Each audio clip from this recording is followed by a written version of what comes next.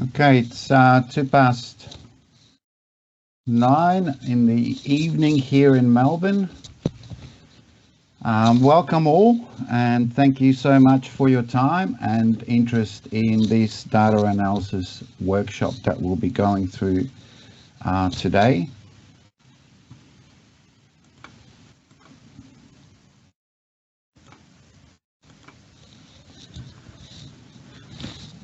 So anytime during this presentation, if anyone's got any questions, put your hand up and we'll enable your microphone so we can have a discussion, but most of the discussion will be opened up at the end of this presentation.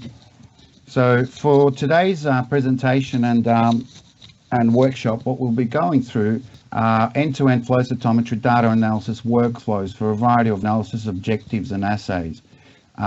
Today we'll be using the FlowLogic software. A lot of the workflows can be emulated and replicated in other flow cytometry software analysis. However, you'll find there will be certain unique features within this software that will make and speed up your workflows and workflow pipelines. So I'd like to introduce the presenters. My name is Geza Palkovic. I've got over 30 years of flow cytometry experience, of which 25 I spent managing a major flow cytometry core facility here in Melbourne. And I was the recipient in 2019 of the Australasian Cytometry Society's Career Achievement Award. My colleague is Vittorio Cordioli. He's the head programmer and software engineer associated with the software. So as I mentioned, and we'll explain a bit later, end-to-end flow cytometry data analysis, which involves basically keeping the whole analysis workflow within a single software platform.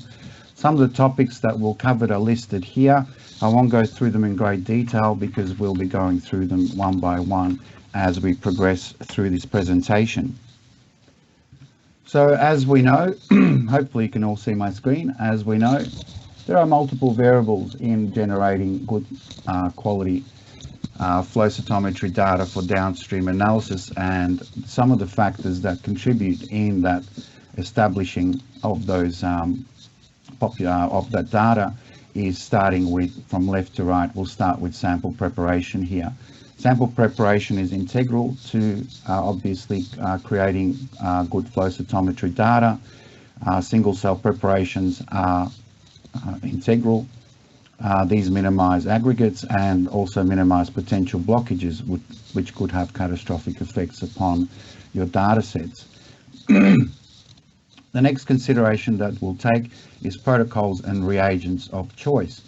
So obviously panel design, fluorophore choice and controls, most importantly, are vital in regards to verifying the results and the outcomes.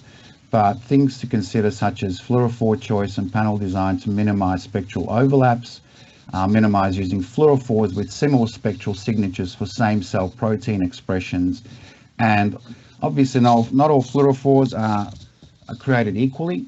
So what we need to consider is always the fluorophore brightness index. So if you've got poorly expressed antibody targets or protein populations, then it is highly recommended that you marry that antibody to a brightness index high, which is, for example, like PE, as opposed to Pacific Blue, which has got a low fluorescence brightness index.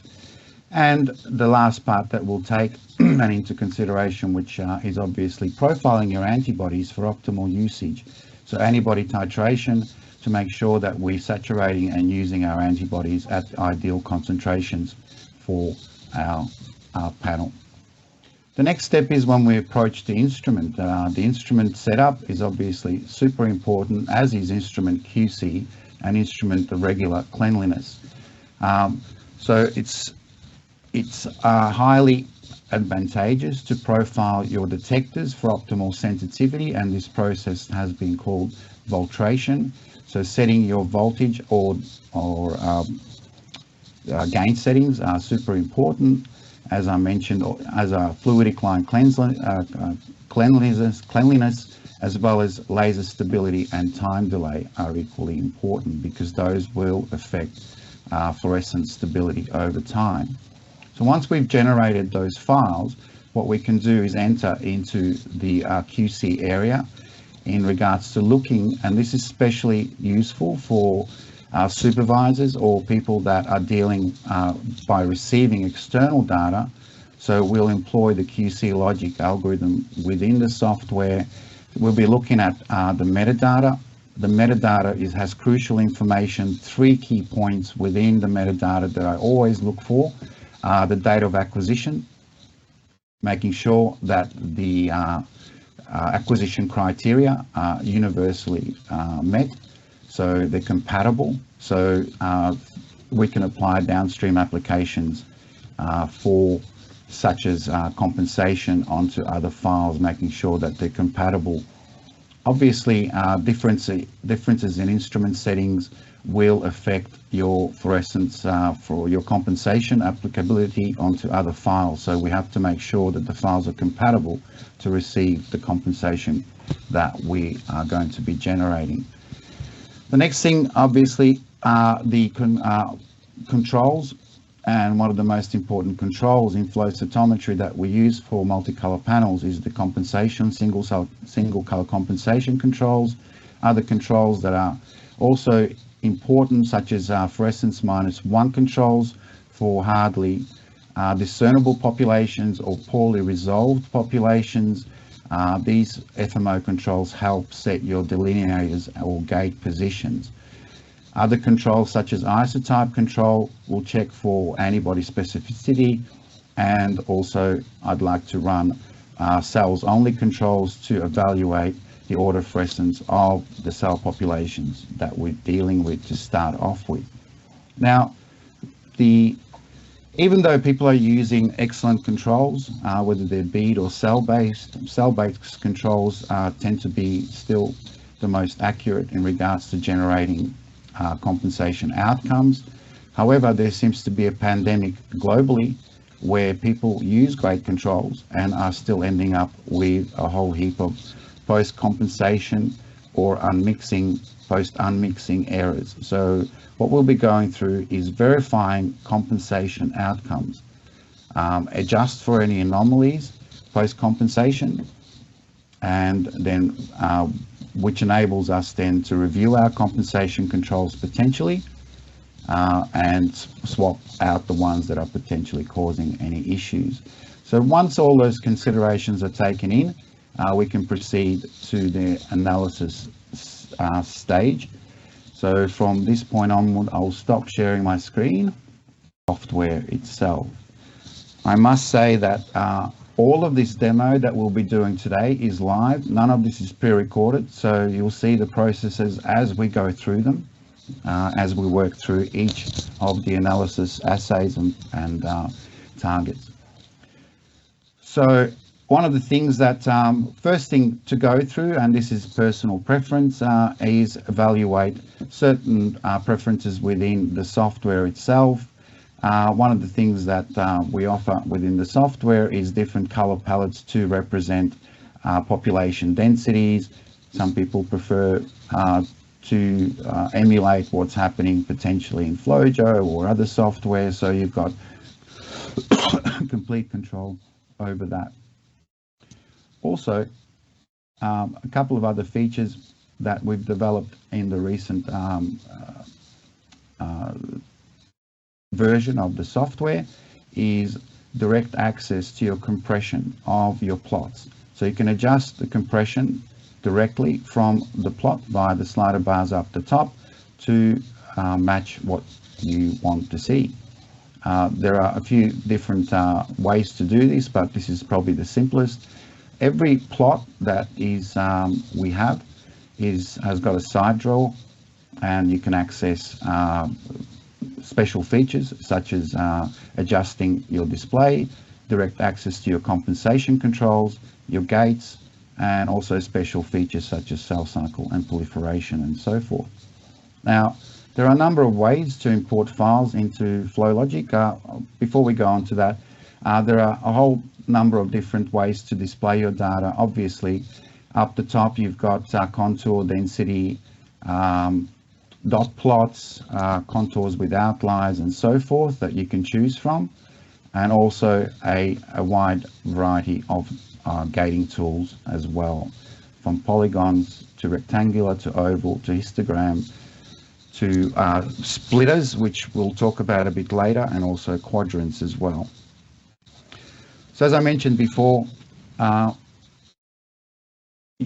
hello Julie, yes, the webinar I believe is being recorded, so we can share the outcome of the webinar, yes.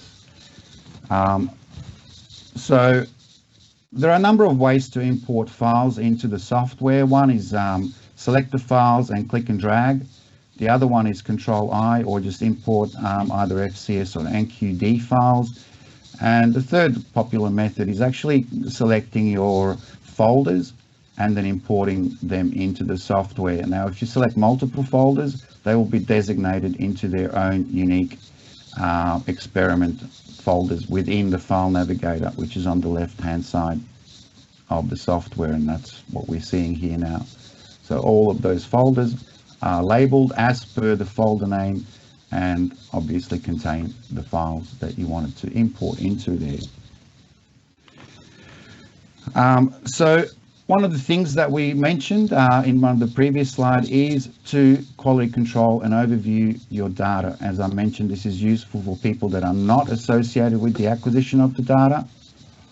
So the first step that I mentioned was checking your metadata. Now, you can search for specific keywords within the metadata, and the three keywords that I always look for is date, PNV, which is parameter voltage, and PNG, which is parameter gain. We want those to be universally compatible and the same, so we can apply compensations subsequently to other files. So once you execute that on the selected files, the first file is your reference, and anything different from there is going to be reported. So here what we've got is a comprehensive report of some of the differences. Some of them are valid, some of them are just simply associated with acquisitions, such as total number of events, time it took. But the most important thing here is that there are no discernible differences between those 5 files that we've imported in, so we know that they're compatible and we can apply compensation to them downstream.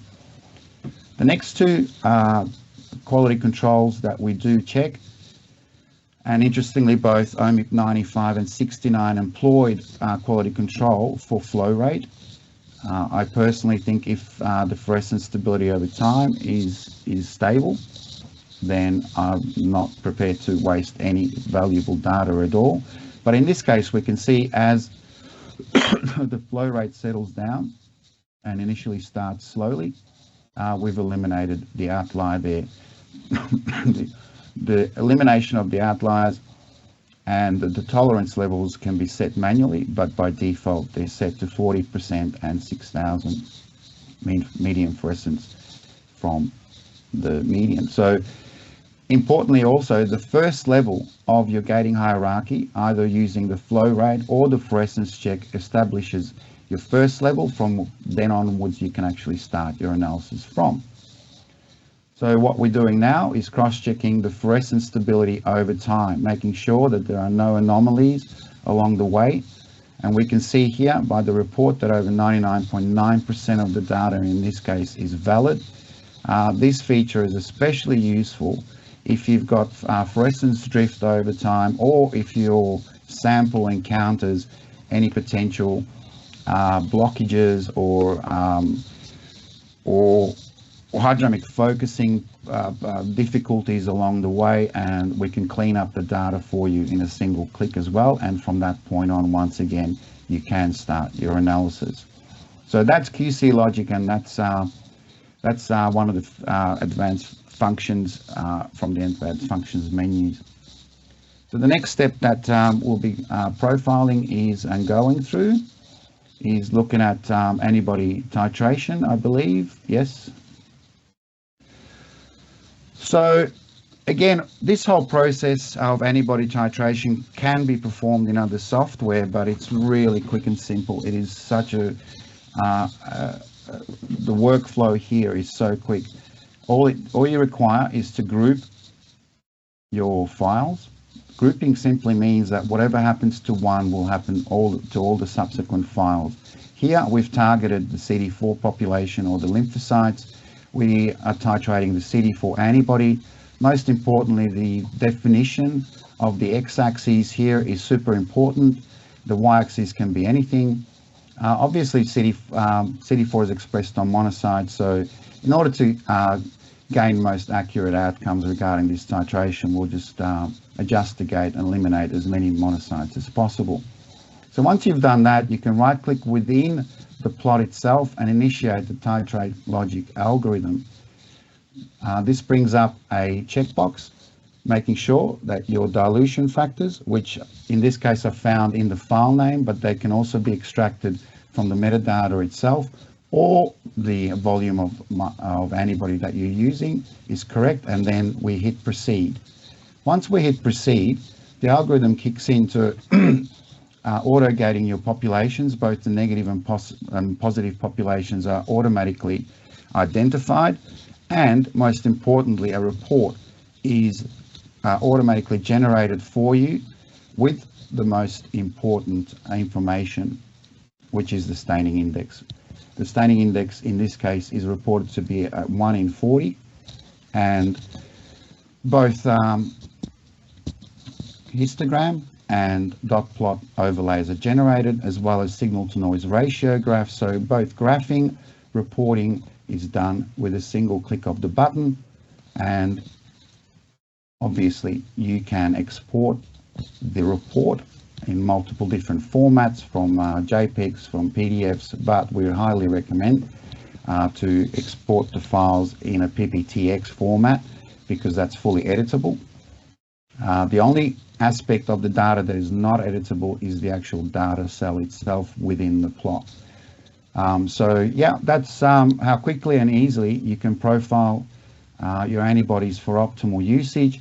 The whole process not only generates your graphs, but obviously within the graph logic component, you have access to all the statistics that are associated with the analysis, and then you can export it or change the statistics to whatever you like. And importantly, all of the analysis is gate linked. So if you move the gate, all of the report, including the graph, including the overlays, simultaneously get updated.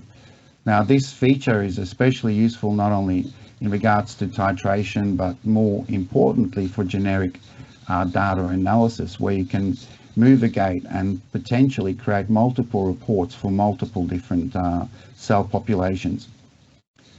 So that's really the titration overview within this software. And I know from experience, before this existed, the titration curve generation and the whole analysis took significant amount of time, whereas now you can complete it in under a minute. So the next step that we'll go to is demonstrating how we perform auto compensation. Obviously, compensation is super important in order to remove spectral overlaps and remove false positives that manifest from those spectral overlaps from your data. To do this, we go to the CompLogic SQI tab. As you can see, there are multiple different files. We tested the software on spectral flow cytometers like the Aurora, and a whole gamut of flow cytometers, including the Novacyt, MaxQuant. But for this demonstration, we'll be using a BD Instrument LSR Fortessa files.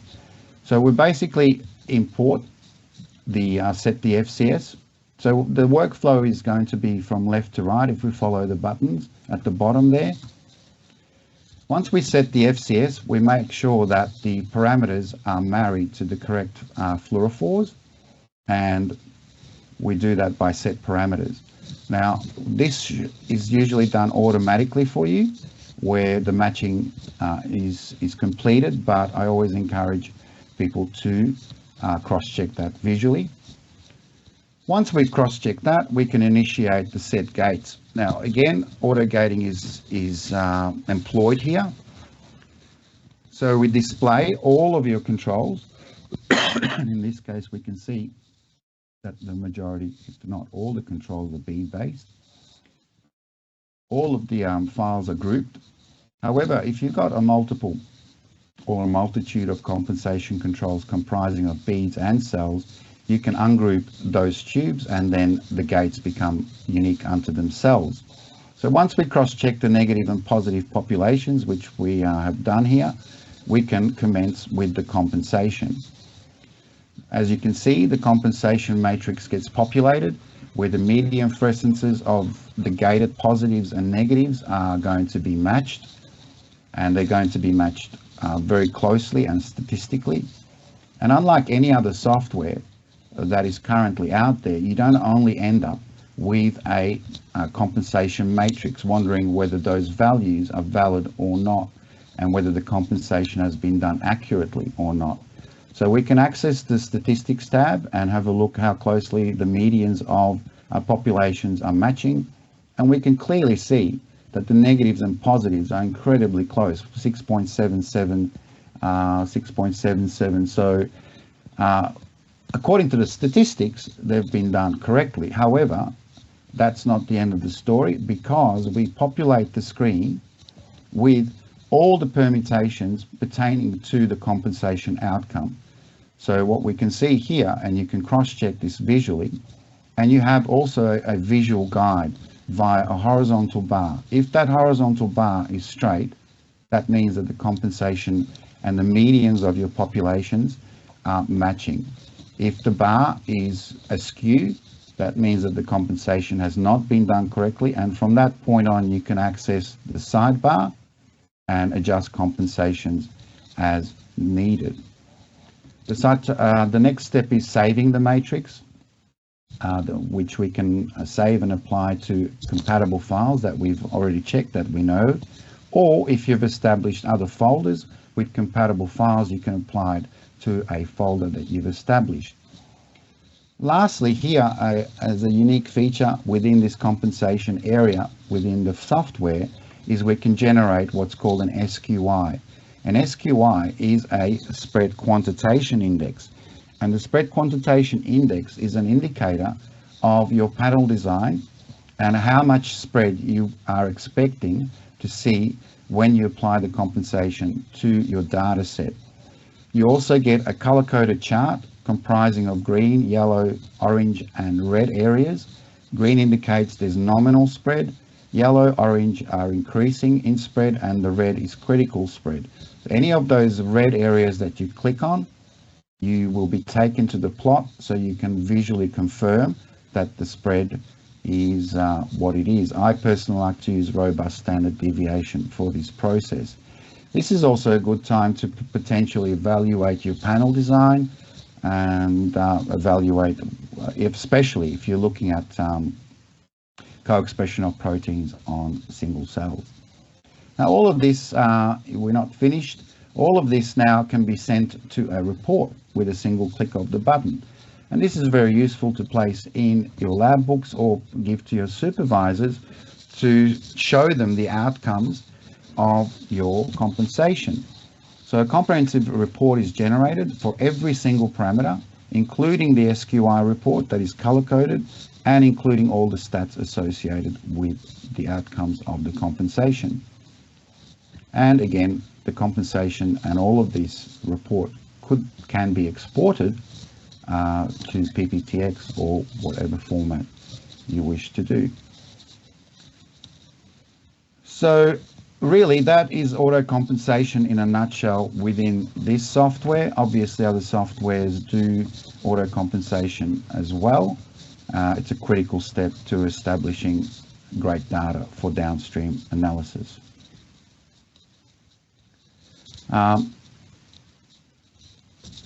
So the next thing is applying the compensation to the compatible files. This is very easy to do. Once you've saved your compensation matrix, you can highlight the files that you wish to apply the compensation matrix onto. And we can see that these files are straight away totally uncompensated. That CD8 population is leaning heavily into our CD4 population. And we import the compensation matrix that we generated just a few seconds ago. And once we apply that, we can see that the compensation now has been applied. Now in the side drawer here, in the file navigator, we have an indication also whether the compensations match, which we'll show you in a second or two. So from this point on, we can now proceed. So here is the color-coded compensation report saying that the source matches to the compensation. So there are no discernible differences in the compensation matrices. So what we'll do now is proceed with a simple analysis using our gating tool. So in this case, we'll be doing a TCL analysis, quite simple. We unfortunately in this panel do not have a live dead cell marker, which I advocate highly to use in your panels, using morphology in this case. So we gate on the live cells. It's always best to evaluate your compensation outcomes on clean data. The second gate that we're establishing is a doublet gate or doublet discrimination gate, which also cleans up your data a bit further. In this case, we're using pulse area and height, but you can obviously use pulse area and width as well. So within our special functions menu, what we've got is a comp check feature now.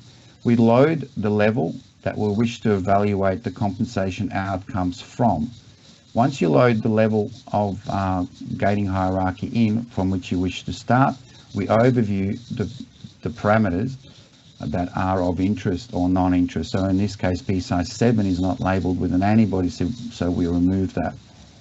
We can also apply data reduction, which speeds up the process. To evaluate compensation, we can reduce the data to 10,000 and then gradually increase the data to evaluate as we increase the data further to cross-check whether the compensation outcomes are favorable or not.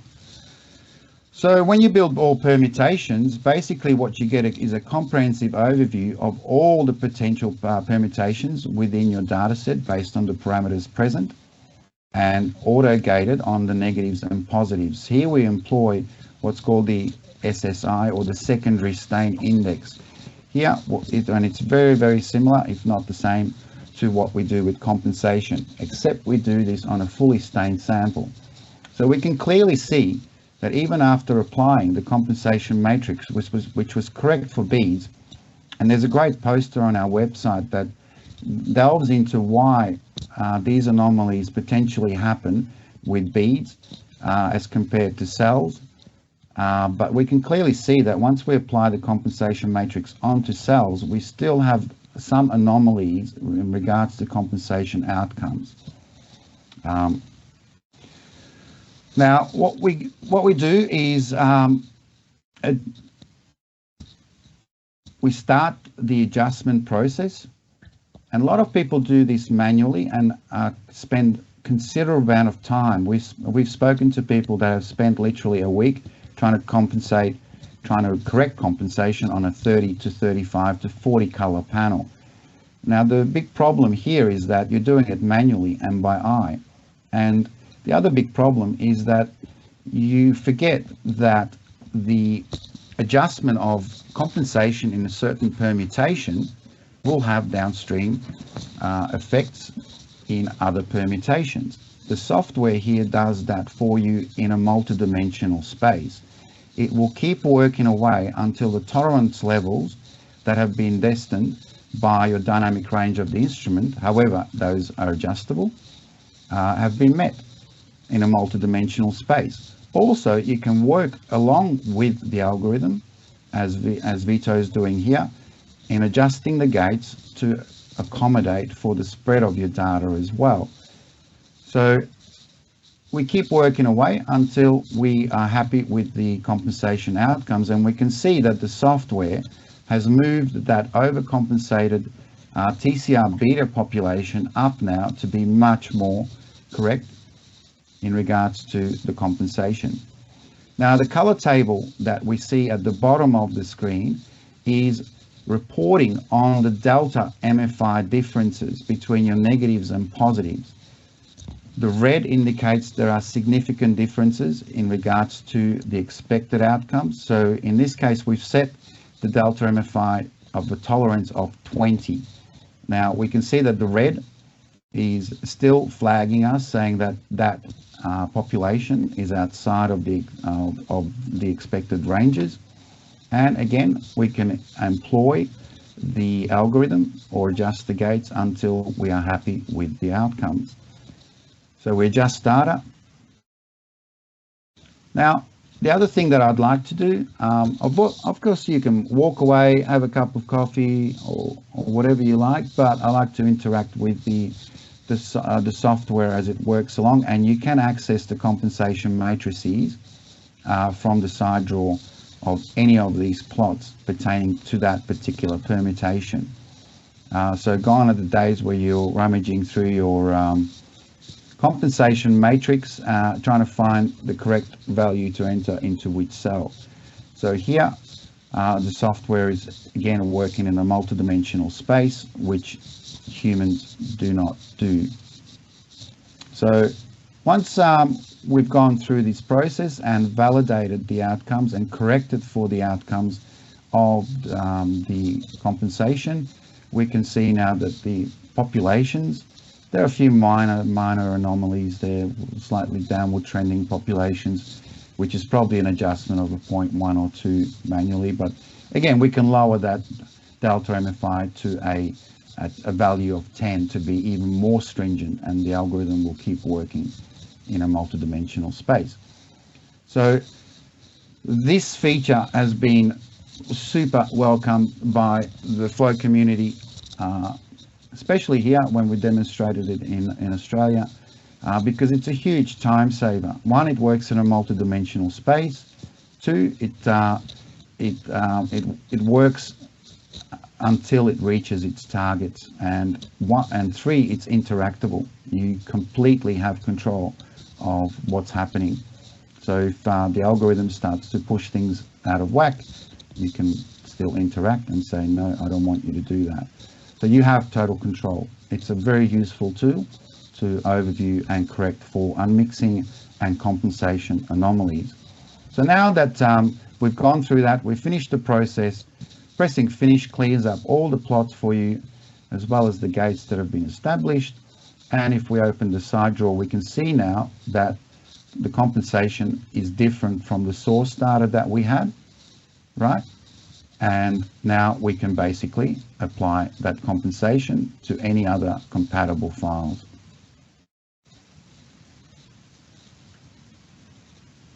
And now you get confirmation that the compensations across all of your files are matching. Okay, so that's compensation, auto compensation, and compensation, post-compensation check and adjust. Now we can proceed with the analysis. We just copied and pasted the gates onto the other files. We add and group the files, because what we're going to be doing next is just doing a simple T-cell analysis. So here we're going to be gating on the TCR beta positive population. We can adjust again our scaling, which in certain instances, which I'll go to in a little while, is that in certain instances scaling is super important, especially if you're going to be working with t-SNE. So here we're gating on the T cells, and we'll just extract the CD4 and 8 populations. And usefully, once you draw a gate, you get to immediately label it within that window there. So CD8 and CD4 populations are being established universally, mind you, across all of our files. From the side drawer, we can access our gate list and then use backgating to show populations in other permutations. We can also use, so the plate function is not only useful in regards to dealing with plate acquired data. We can employ the plate function to actually work in a tube acquired data as well. So what we've done here is built the hierarchy gates as we've established them. If we've done this earlier, you would have seen the gating hierarchies being populated within this plate.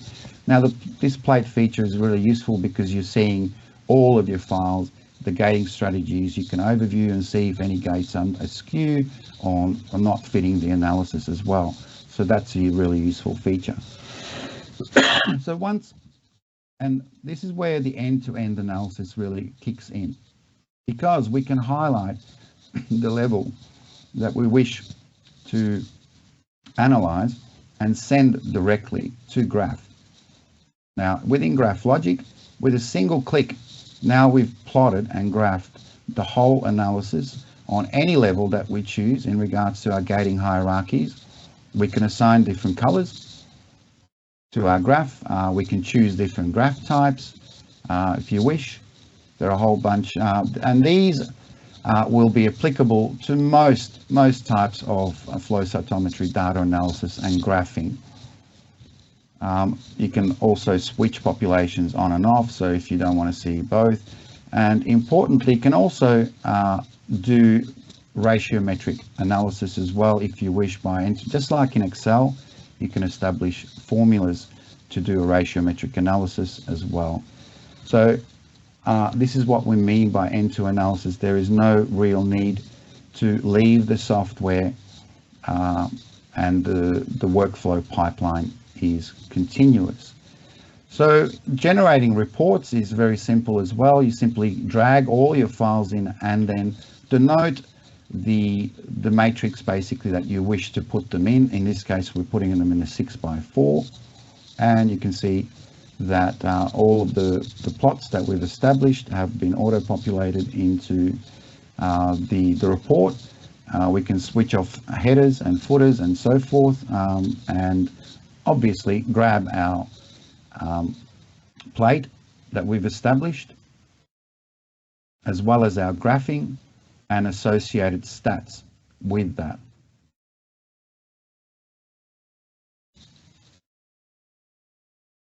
So that's the workflow. That's really how quick and easy it is to complete your analysis on multiple different levels, send them to the graph, send them to the document, arrange your permutations, and then create a document which can be exported. Now, as you can see, basic stats are generated for you, such as percent parent and percent total. However, more advanced statistics are accessible by the Set Statistics tab. And here we can choose our level of hierarchy and then go to whatever we wish to express. In this case, what we want to look at is median and mean fluorescences. Once we've done that, in the View Statistics tab, we have generated that for all because the files have been grouped. Now, if the files were not grouped, then that stat would be specific for that tube. But in this case, we want to establish universal stats, and that's exactly what we've done. Now, even with this manual analysis, we can access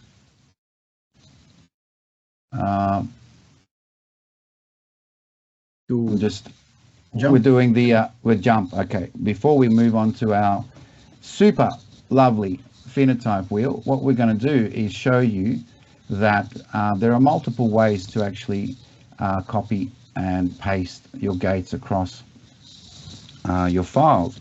So we're going to be using a feature within here called a jump batch feature. So once you apply your gates that you've copied and pasted onto one file, and we display those plots, open all plots, plots open. Yeah. So you can actually now hit batch, and whatever you've done to one file will automatically be copied to the next file, right? And in this step, you can set unique gates if you want. So if you need to adjust gates, you can do. But if you're going to be batching upwards, be careful, because whatever is copied from the previous is automatically applied.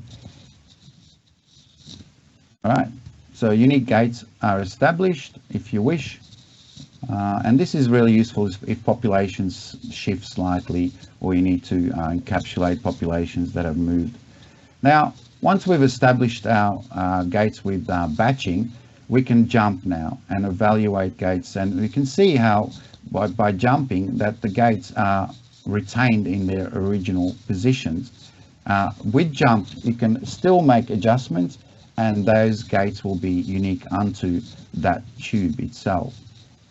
So that is a really useful feature if you wanted to evaluate a set of files against others. So you can actually not only show one file at a time, but you can show 3 or 4 or 5 different files, and then jump by 4 or 5 files and overview your data. So the next thing that we're going to do is something unique within this software that we believe doesn't exist anywhere else, which is a holistic overview. Even with manually gated data, what we can do is use the cluster logic tab, even though we haven't clustered, but we select the level of hierarchy that we wish to display the data on. We load them in to the selected tab, and then we add the 2 levels, for example, here the CD4 and 8 population. And what we're seeing here is what's called the phenotype wheel. Now, the phenotype wheel is basically what you're seeing. Every spoke of that wheel is your dynamic range of your instrument, going from lowest, dimmest to highest, right? Anything closer to the perimeter of the circle means that it is brighter. So in this case, what we're doing is actually looking at 5 different files simultaneously across all your panel. So all of your parameters are visible that are relevant, and we can straight away see, without opening a single dot plot, that here the expression of your CD4 population in regards to TCR beta is slightly higher than that of your CD8s. And it's a really good way to quickly overview your data expression in regards to between files. So if you've got a time trial or treatment strategies, you can immediately see any trends with your treatment, saying, oh, well, CD25 gets downregulated or TCR beta gets upregulated, and so forth. And that can guide your analysis even further, saying you may find areas of your data that you may, I mean, this is only like an 8-color panel.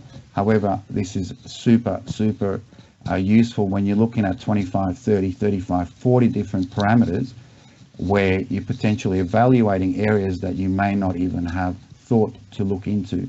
So this is a really neat and unique feature, and a novel feature within this software that currently does not exist anywhere else.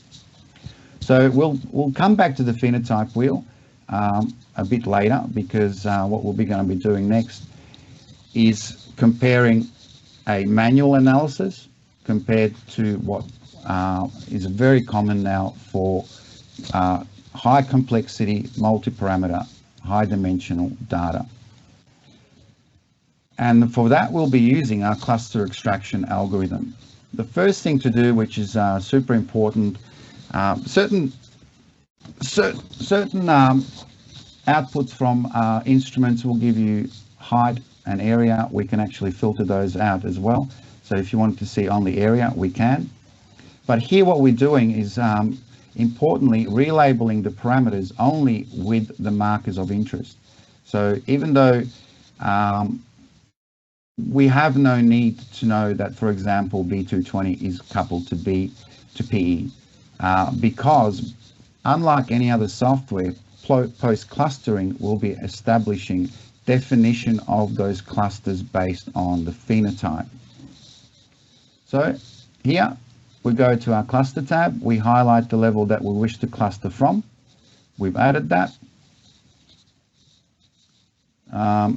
And here in the cluster tab, we can now define what we wish to cluster on. So whether we wish to cluster on all events, define number of events, or if we wish to do a screening test. Here we also select the relevant parameters that we wish to cluster. And in this case, we're doing a screening test to save time on 10% of the data. From this point, we build the clusters.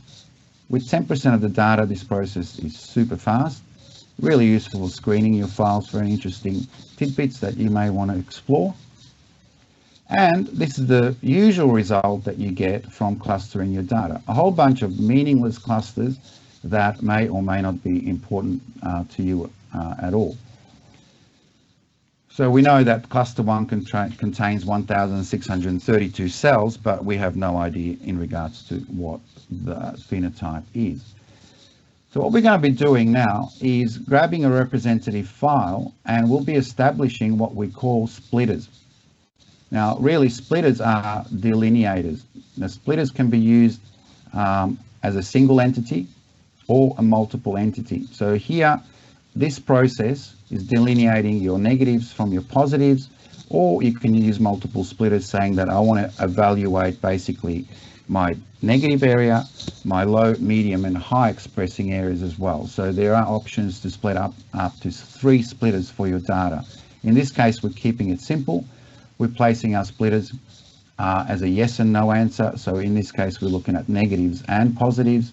And as I said, this process is ideally done with FMO controls or controls, but with binomially distributed populations, as most of them are here, it's not very hard to actually set your delineators to distinguish between your negative and positive areas. So once we've done the splitters, we employ them and we update the splitter positions. And from this point on, we just simply build phenotypes. And this process is super fast as well. So now what we have, the outcome of clustering, is not only a whole bunch of meaningless clusters, but now we've got phenotypically defined clusters for all our populations. Every single one of those populations have now been phenotypically defined and fingerprinted. So as we should know, there could be multiple clusters with the same phenotype. So what we're going to do is we're going to consolidate those into unique phenotypes. And that is the outcome from that. And now we select the phenotypes that we wish to study. Now, you don't really have to do that, but we are going to demonstrate this, and I'll show you in a second what some of the other alternatives are.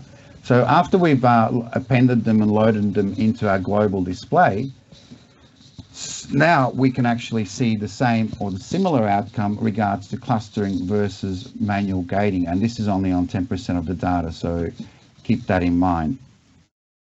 So here you see those horizontal lines or lines across each of your parameters. Those are the positions of our splitters, delineating what's positive and negative. Rotating the clusters enables us to overview, again, like we've done with our manual gating, all of our 5 files simultaneously. And as we've seen with our manual gating, the TCR beta expression on the CD4 population exactly matches to what we saw.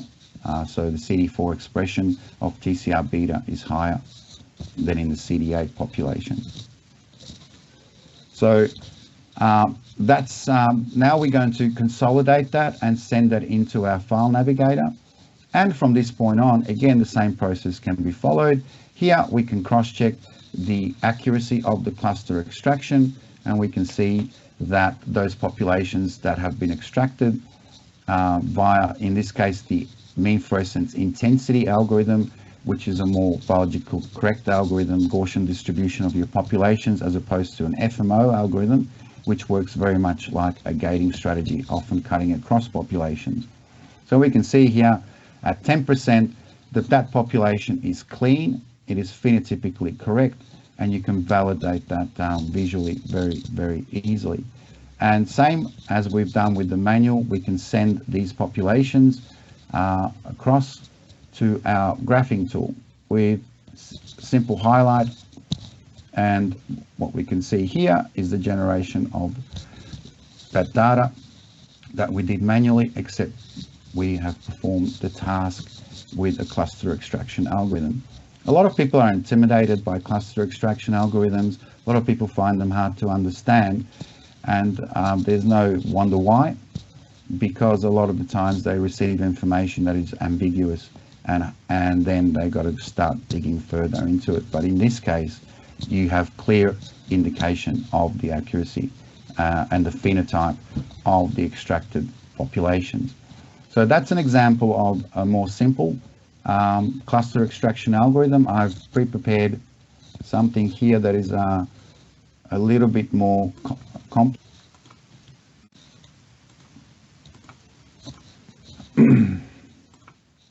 So what I've got here, if hopefully all of you can see my screen, is that this is a 25 color Cytek immunophenotyping panel. Here is where we've placed our splitters. Here you can see the manual approach to gating can be quite convoluted with convoluted gating hierarchy strategies, and you really have to be a more advanced user to be able to sort of sift through these. However, post-clustering, what we can do is go through the same process, basically using the cluster extraction algorithm. Here within our filter section, we can display the top 100 clusters of interest or switch that off. We can have a look at clusters. So if you deem that one cell is not a cluster, ignore that. You can actually say that, okay, show me clusters that contain more than 10 cells and so forth. So really, it's up to you. And importantly, we can actually now, the world is your oyster, because this is perfect environment for exploratory analysis. Here, what you can do is actually start filtering your populations based on the splitters. So here, you can actually say, what I want to see is CD45 positives, CD3 positives. I want them to be CD14 negative. I want them to be CD4 negative, but I want them to be CD8 positive, which I'm trying to find the CD8. Actually, we'll go to CD4 positive. And you can see that you've filtered out the clusters here, and you can send these to the global. So I've already done that in our global display.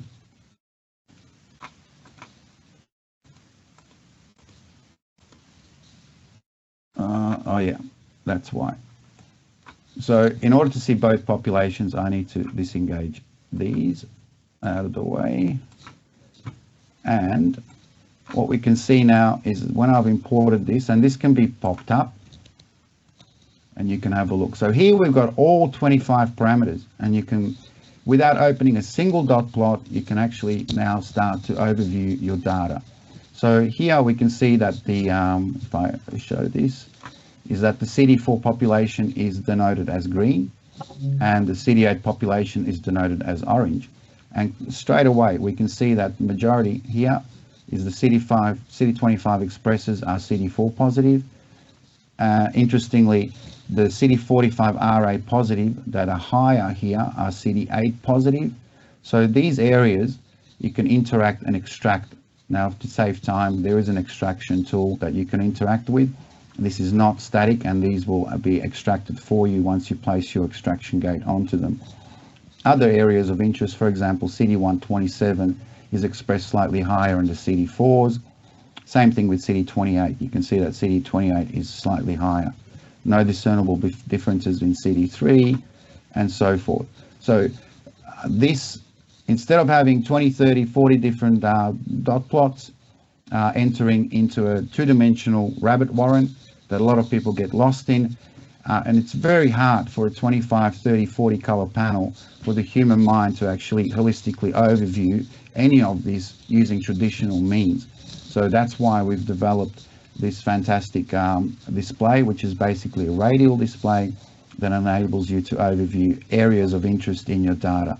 And of course you can have multiple, it's not, I'm only demonstrating two here, but you can obviously have a number of different populations and compare them, T cells versus monocytes, T cells versus granulocytes, and so forth. We've had a lot of positive response in regards to this innovation and innovative display of data. So really, And there are two modes of display here as well. We haven't shown you is you can actually see the data if you prefer in a vertical display. Similar, your delineators are denoted as the vertical lines here, or a circle display. I personally prefer this. Some people prefer this sort of display as well. So that's cluster extraction and meaningful phenotypic analysis on simple and complex data. So I'll stop sharing now. The plate.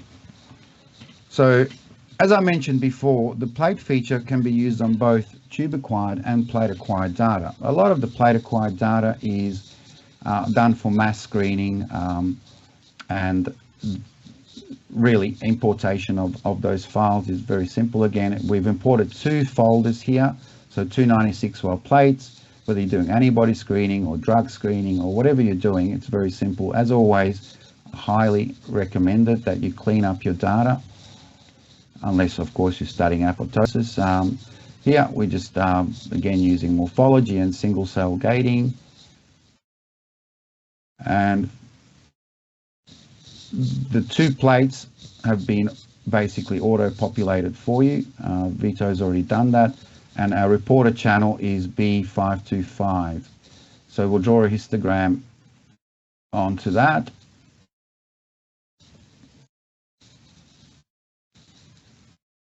And basically, that's all you need to do, because once you've gated one, again, we copy the gates and we apply them to all of the, because you can paste gates to folders and or groups.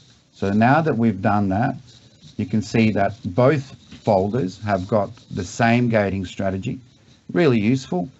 And with like with any plot, the plate also has a side draw that we can now have a look and denote the orientation and the color coding. And so basically the heat maps are auto generated for you. They're also editable. So if you wish to set different limits and so forth, you can. And you can show the data as wells, squares, or plots, which are also color coded to the heat map. You can also export the plots.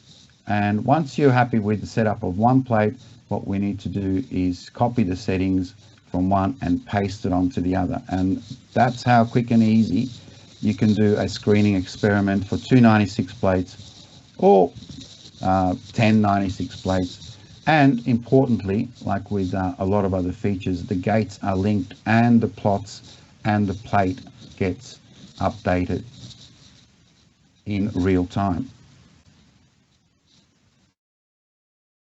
Yeah, the stats can also be colored, either foreground, background, and exported as per any other stats within the software.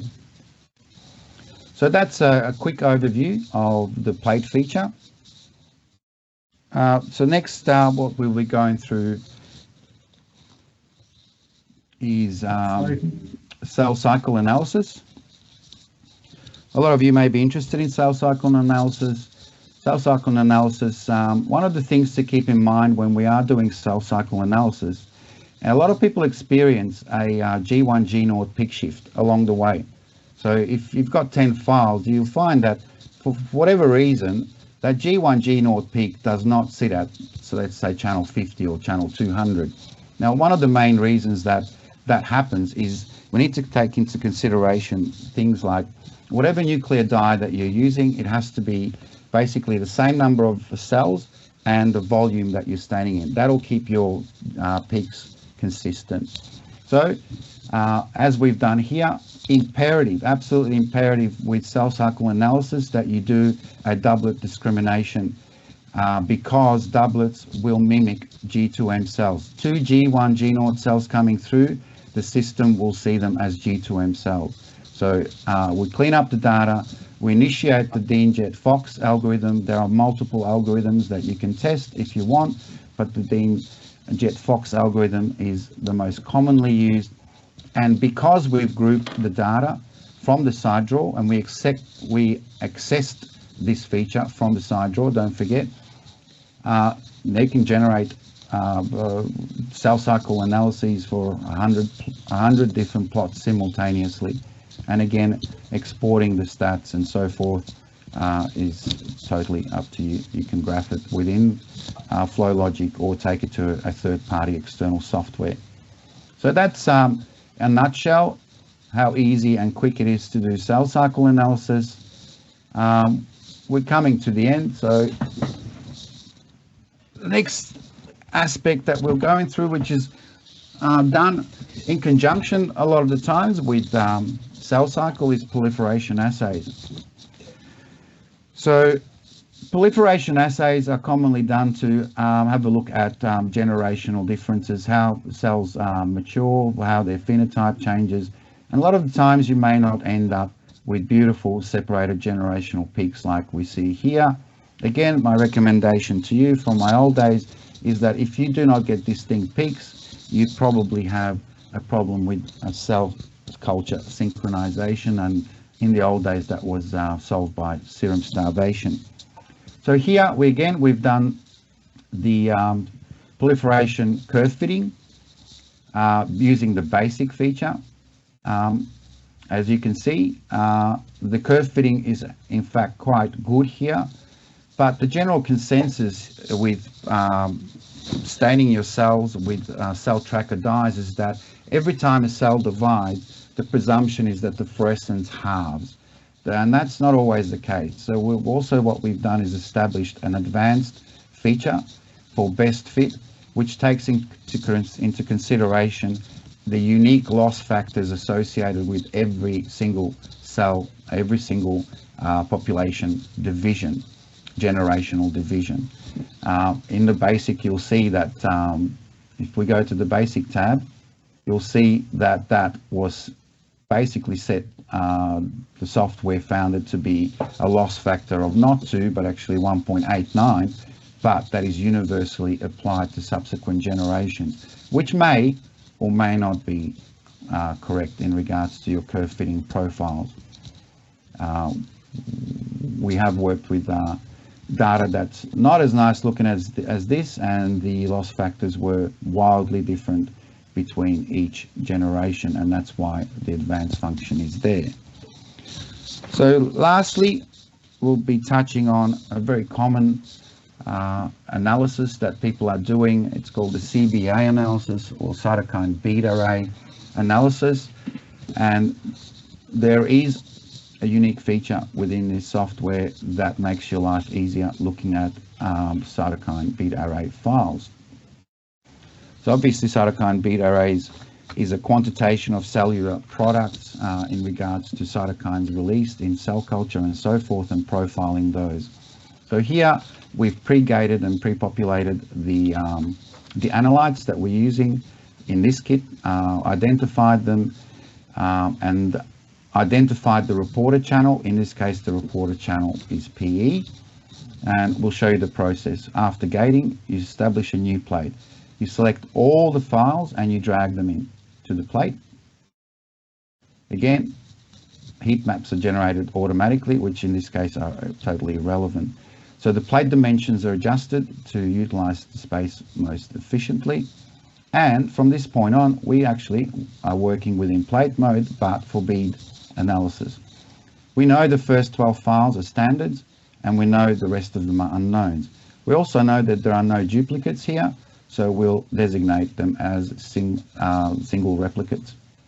We choose the analytes that we wish to report on. R1 is not an analyte gate, so we skip that. And we set our concentrations. We know that for this kit, the concentration, top concentration, is 5,000 picograms per microliter, and we populate automatically in an ascending order.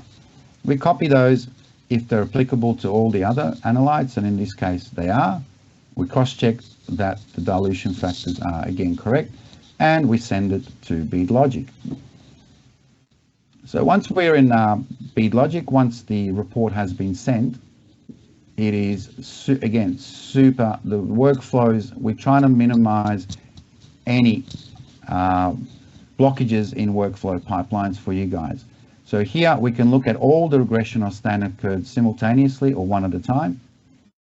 evaluate them. We can evaluate the regression tornado.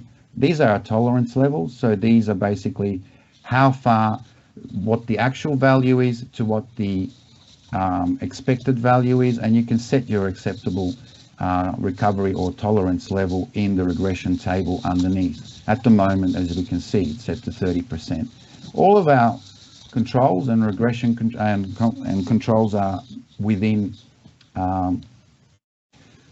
tolerance. So we're happy to move on to the next tab, which is our analysis tab. And here you get a complete report of the outcomes based on the regression curves, including all the unknowns and their statistics.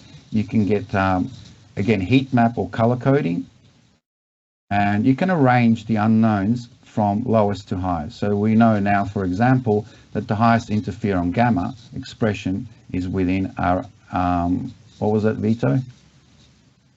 Can you, yeah. So unknown 3, 2, 14, 27, and 15 are our highest expressions of our interferon gamma and so forth. Now this whole thing, with a click of a button, now can be sent to a report, which what we'll do now. So from DocLogic, we select the plate that we've just been working with, and a comprehensive report gets automatically generated for you. So here we got all our regression and standard curves, all the associated stats associated with them, including the regression tornadoes, importantly heat maps, and all the other stats associated. All the unknowns by different orders are exported for you. And believe it or not, this is not the end, but you can actually, from this point on, within the software, graph all the outcomes for all the analytes across all your unknowns, and select, for example, if you want to compare between interferon gamma and TNF alpha, here exactly is what's happening. So, and again, this graph can be imported into your report. So very, very useful features, very useful workflows. But that basically concludes this discussion and this